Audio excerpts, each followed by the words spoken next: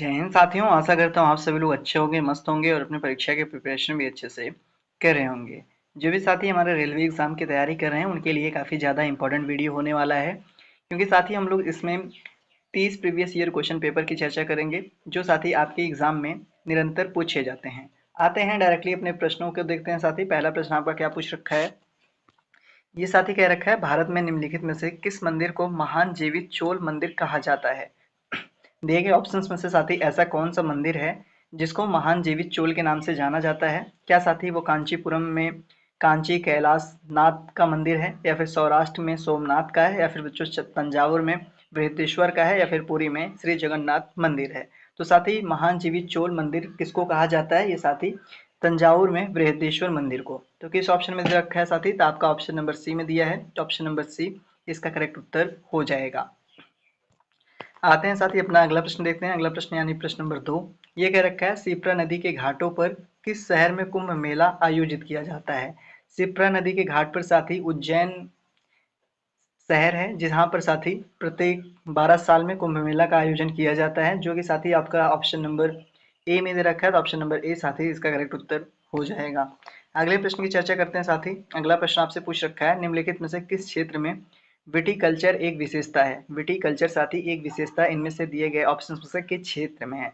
तो साथी आप सभी को पता होगा, ये आपका भूमध्य क्षेत्र में है, जो कि ऑप्शन नंबर ए में ही दे रखा है साथी। तो ऑप्शन नंबर ए इसका करेक्ट उत्तर होगा। अगले प्रश्न की चर्चा करते हैं। आपसे पूछ रखा है, सबरीमाला श्री अयप्पा मंदिर किस राज्य में स्थित है? तो सबरीमाला श्री अयप्पा मंदिर जो है साथी, वो केरल में स्थित है, जो कि आपका ऑप्शन नंबर सी में दे रखा है साथी। तो ऑप्शन नंबर सी इसका करेक्ट उत्तर हो जाएगा।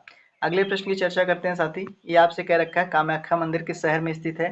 दैट मीन किस राज्य में स्थित है? तो आप सभी को पता होना चाहिए, जो साथी आपका कामाख्या मंदिर है ये असम में स्थित है, जो कि साथी आपका ऑप्शन नंबर बी में दे रखा है। तो ऑप्शन नंबर बी इसका करेक्ट उत्तर हो जाएगा। अगला प्रश्न आपके सामने है साथी। ये कह रखा है, बांग्लादेश अपना स्वतंत्रता दिवस कब मनाता है? ये साथी 2021 में पूछा गया, रेलवे में के एनटीपीसी में पूछा गया प्रश्न है, इसलिए साथी ये वीडियो आपके लिए काफी ज्यादा इंपॉर्टेंट है, आप आखिरी तक जरूर देखिएगा। बांग्लादेश अपना स्वतंत्रता दिवस साथी 26 मार्च को प्रत्येक वर्ष सेलिब्रेट करता है, जो कि ऑप्शन नंबर साथी सी में दे रखा है। तो ऑप्शन नंबर सी इसका करेक्ट उत्तर हो जाएगा। अगला प्रश्न है साथी आपका 7 नंबर। ये कह रखा है, निम्नलिखित में से कौन सा देश यूरोपीय संघ का हिस्सा नहीं है? दिए गए ऑप्शंस में से साथी जो इसमें यूरोपीय संघ का हिस्सा ना हो, उसके बारे में आपको बताना है। तो दिए गए ऑप्शंस में से साथी वो आपका अर्जेंटीना है, जो कि ऑप्शन नंबर डी में दे रखा है। तो ऑप्शन नंबर डी इसका करेक्ट उत्तर साथी हो जाएगा। अगला प्रश्न आपके सामने है, यानी प्रश्न नंबर 8 साथी। ये कह रखा है, निम्नलिखित में से कौन सी सबसे ऊंची गैर एशियाई पर्वत चोटी है? गैर एशियाई पर्वत चोटी दैट मीन साथी वो एशिया की नहीं होनी चाहिए। ऑप्शंस में माउंट एकांकोगुआ दे रखा है, माउंट एल्ब्रुस दे रखा है, माउंट किलिमंजारो दे रखा है, माउंट मैकिन्ले दे रखा है। तो आप सभी को पता होगा साथी, माउंट एकांकोगुआ जो है वो सबसे ऊंची जो है गैर एशियाई पर्वत चोटी है। तो ऑप्शन नंबर ए में दे रखा है साथी। तो ऑप्शन नंबर ए इसका करेक्ट आंसर हो जाएगा। अगले प्रश्न की चर्चा करते हैं साथी, यानी प्रश्न नंबर आपका 9। ये आपसे कह रखा है, गुरुद्वारा पंजा साहिब स्थित है। गुरुद्वारा पंजा साहिब दिए गए ऑप्शंस में से साथी कहाँ पर स्थित है? तो ये साथी आपका क्या श्रीलंका में स्थित है, या फिर भारत में, या फिर पाकिस्तान में, या फिर साथी आपका कनाडा में स्थित है? तो साथी गुरुद्वारा पंजा साहिब आपका पाकिस्तान में स्थित है, जो कि ऑप्शन नंबर साथी बी में दे रखा है। तो ऑप्शन नंबर बी इसका करेक्ट उत्तर हो जाएगा। अगला प्रश्न साथी आपके सामने, कौन सा देश प्रस्तावित तापी गैस पाइपलाइन का हिस्सा नहीं है? तो जो साथी इनमें से देश जिसका जिसका संबंध प्रस्तावित तापी गैस पाइपलाइन से ना हो, वो कौन सा देश है? तो वो साथी इनमें से इराक है, ईरान है, जो कि आपका ऑप्शन नंबर डी में दे रखा है। तो ऑप्शन नंबर डी इसका करेक्ट उत्तर साथी हो जाएगा। अगला प्रश्न आपसे पूछ रखा है, उगादी भारत के किस राज्य में मनाया जाने वाला त्योहार है? कौन सा साथी? उगादी। उगादी आप सभी को पता होगा साथी, ये आपका आंध्र प्रदेश में मनाया जाने वाला त्योहार है, जो कि ऑप्शन नंबर बी में दे रखा है। तो ऑप्शन नंबर बी साथी इसका करेक्ट उत्तर हो जाएगा। अगला प्रश्न आपके सामने है, ये कह रखा है साथी, प्रसिद्ध संगाई महोत्सव पूर्वोत्तर भारत के किस राज्य द्वारा आयोजित एक वार्षिक सांस्कृतिक उत्सव है? तो साथी संगई आप सभी को पता होगा, ये जो महोत्सव है ये मणिपुर द्वारा मनाया जाता है, जो कि ऑप्शन नंबर बी में दे रखा है साथी। तो ऑप्शन नंबर बी इसका करेक्ट उत्तर हो जाएगा। अगला प्रश्न आपका साथी प्रश्न नंबर 13। ये कह रखा है, निम्नलिखित में से किस वर्ष में सोवियत संघ का विघटन शुरू हुआ? सोवियत संघ का जो विघटन है साथी, दिए गए ऑप्शन में से किस सन में शुरू हुआ? तो 1991 में, जो कि साथी ऑप्शन नंबर आपका बी में दे रखा है। तो ऑप्शन नंबर बी इसका करेक्ट उत्तर होगा। अगले प्रश्न की चर्चा करते हैं साथी। अगला प्रश्न यानी प्रश्न नंबर आपका 14। ये कह रखा है विश्व की सबसे गहरी झील है। दिए गए ऑप्शंस में से साथी विश्व की सबसे गहरी झील कौन है? तो इनमें बैकाल दिए गए ऑप्शन में सबसे गहरी झील है, जो कि ऑप्शन नंबर डी में दे रखा है साथी। तो ऑप्शन नंबर डी इसका करेक्ट आंसर हो जाएगा। अगला प्रश्न आपके सामने है साथी। ये कह रखा है भारत में 2009 में रोगाणु रोधी प्रतिरोध के क्षेत्र में सहयोग करने के लिए निम्नलिखित में से किस देश के साथ समझौता ज्ञापन पर हस्ताक्षर किया गया था? तो भारत ने साथी 2009 में रोगाणु रोधी जो प्रतिरोध के क्षेत्र में सहयोग करने के लिए ऐसे कौन से देश के साथ समझौता ज्ञापन किया था साथी? वो देश कौन सा था? वो आपका साथी स्वीडन था, जो कि ऑप्शन नंबर बी में दे रखा है। तो ऑप्शन नंबर बी साथी इसका करेक्ट आंसर हो जाएगा। अगले प्रश्न की चर्चा करते हैं। प्रश्न नंबर 16 ये कह रखा है सुएज नहर जो वाणिज्य के लिए बहुत महत्वपूर्ण है, जिसका निर्माण निम्नलिखित में से किस देश में किया गया था? क्या साथी ये ओमान में किया गया था, या फिर अर्जेंटीना में किया गया था, या फिर साथी मिस्र में, या फिर ब्राजील में? तो इस सुएज नहर साथी इसका जो निर्माण है वो मिस्र में किया गया था, जो कि साथी आपका ऑप्शन नंबर सी में दे रखा है। तो ऑप्शन नंबर सी इसका करेक्ट आंसर हो जाएगा। अगला प्रश्न साथी ईरान का प्राचीन नाम क्या है? तो साथी आप सभी जानते होंगे ईरान का प्राचीन नाम क्या है? फारस है। ईरान का साथी प्राचीन नाम जो है वो फारस है।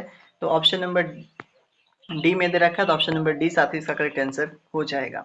अगला प्रश्न आपके सामने है विश्व की सबसे बड़ी प्रवाल भित्ति कहाँ पाई जाती है? विश्व की सबसे जो बड़ी प्रवाल भित्ति है साथी वो आपकी ऑस्ट्रेलिया में पाई जाती है, जो कि ऑप्शन नंबर बी में दे रखा है साथी। तो ऑप्शन नंबर बी इसका करेक्ट आंसर हो जाएगा। अगले प्रश्न की चर्चा करते हैं साथी। अगला प्रश्न 19 नंबर ये कह रखा है साथी आपसे विश्व के किस देश में प्राकृतिक गैस का सर्वाधिक भंडार है? विश्व का ऐसा कौन सा देश है साथी जहां सबसे ज्यादा प्राकृतिक गैस पाई जाती है?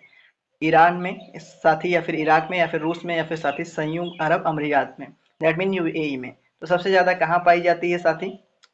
सबसे ज्यादा ये आपकी रूस में पाई जाती है। तो ऑप्शन नंबर बी में रूस दे रखा है साथी। तो ऑप्शन नंबर बी इसका करेक्ट उत्तर हो जाएगा। अगले प्रश्न की चर्चा करते हैं साथी। अगला प्रश्न पूछ रखा है मलेशिया की मुद्रा क्या है? तो मलेशिया की जो मुद्रा है दिए गए ऑप्शन में साथी वो क्या है? वो आपकी रिंगिट है, जो कि ऑप्शन नंबर बी में दे रखा है। तो ऑप्शन नंबर बी साथी इसका करेक्ट आंसर हो जाएगा। अगले प्रश्न की चर्चा करते हैं, यानी प्रश्न नंबर साथी 21 ये कह रखा है एबीसीनिया निम्नलिखित में से किस देश का पुराना नाम है? एबीसीनिया दिए गए ऑप्शंस में से किस देश का साथी पुराना नाम है? तो आपको पता होना चाहिए साथी ये आपका इथियोपिया का पुराना नाम है। तो इथियोपिया आपका ऑप्शन नंबर डी में दे रखा है। तो ऑप्शन नंबर डी साथी करेक्ट आंसर हो जाएगा। अगला प्रश्न है निम्नलिखित में से किसे विश्व के सबसे ऊंचे युद्ध क्षेत्र के रूप में जाना जाता है?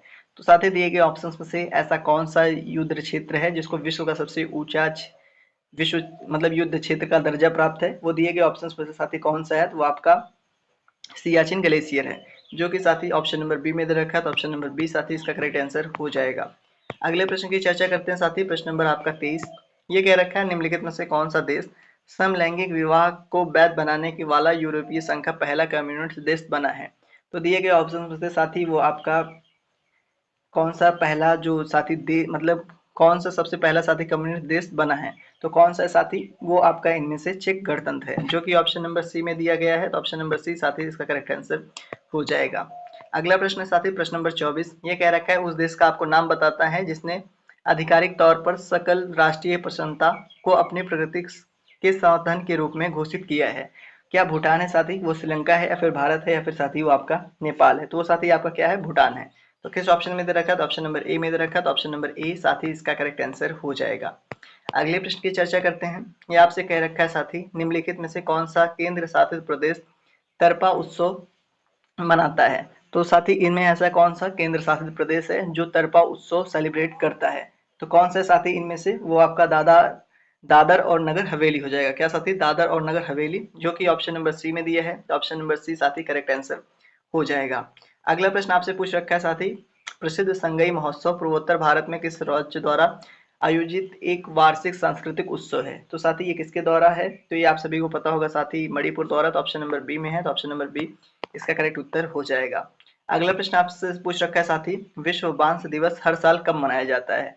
साथी क्या 30 दिसंबर को, या फिर 10 मार्च को, या फिर साथी 10 जुलाई को, या फिर 18 सितंबर को? तो ये प्रत्येक वर्ष साथी 18 सितंबर को मनाया जाता है, जो कि ऑप्शन नंबर डी में दे रखा है। तो ऑप्शन नंबर डी साथी करेक्ट आंसर हो जाएगा। अगला प्रश्न आपसे पूछ रखा है राष्ट्रीय शिक्षा दिवस 11 नवंबर को किस भारतीय नेता का जन्मदिन मनाने के लिए मनाया जाता है? राष्ट्रीय शिक्षा दिवस तो साथी किस भारतीय नेता का जन्मदिन मनाने के लिए मनाया जाता है? तो मौलाना अबुल कलाम आजाद। साथी क्या? मौलाना अबुल कलाम आजाद, जो कि किस ऑप्शन में? तो ऑप्शन नंबर ए में दे रखा है। तो ऑप्शन नंबर ए साथी करेक्ट आंसर हो जाएगा। अगला प्रश्न आपसे पूछ रखा है विजिटिंग फॉर वीजा, ये साथी किसकी आत्मकथा है? तो साथी ये बी आर अम्बेडकर की आत्मकथा है, तो ऑप्शन नंबर बी में बी आर अम्बेडकर जी का नाम दे रखा है, तो ऑप्शन नंबर बी साथी करेक्ट उत्तर इसका हो जाएगा। अगले प्रश्न की चर्चा करते हैं साथी। आपसे कह रखा है उपन्यास तमस किसके द्वारा लिखा गया है? उपन्यास तमस जो है साथी वो दिए गए ऑप्शन में से भीष्म साहनी के द्वारा लिखा गया है, जो कि ऑप्शन नंबर आपका डी में दे रखा है साथी, तो ऑप्शन नंबर डी इसका करेक्ट उत्तर हो जाएगा। आई होप साथी आज के आपके प्रश्न आपको अच्छे लगे होंगे। तो मिलते हैं अपने अगले वीडियो में, तब तक के लिए साथी धन्यवाद।